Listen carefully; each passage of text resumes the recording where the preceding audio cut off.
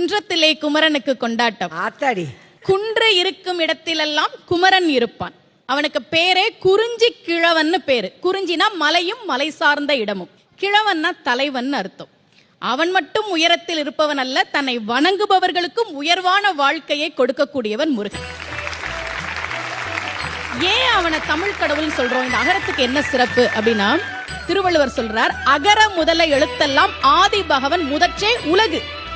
உலகத்துல உள்ள எல்லா மொழிக்கும் அகரம் முதல் எழுத்துன்னு சொல்றார். இதுல ஒரு சின்ன தப்பு இருக்க மாதிரி இல்ல? இங்கிலீஷ்ல எது முதல் எழுத்து? ஏ.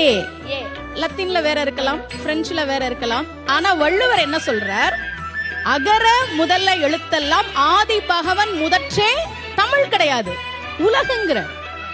என்ன காரணம்னா, நீங்க உலகத்துல எந்த மொழியை எழுதினாலும் 4 முறையில தான் எழுத முடியும். சுழியம், அரைப்பிறை, குறுக்கு கோடு, நேர்கோடு.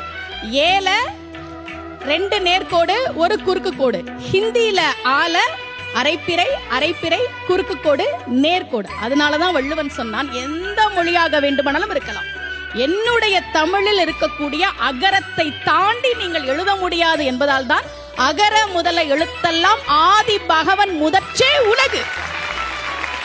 அப்படி தமிழ் கடவுளாக, அகரமாக, அதிபனாக, அகமாக இருக்கக்கூடிய முருகப்பெருமான் குன்று இருக்கும் இடங்களிலெல்லாம் விருப்பப்பட்டு கொண்டாட்டத்தோடு இருக்கிறானாம். குன்று தோராடல் என்கிறார்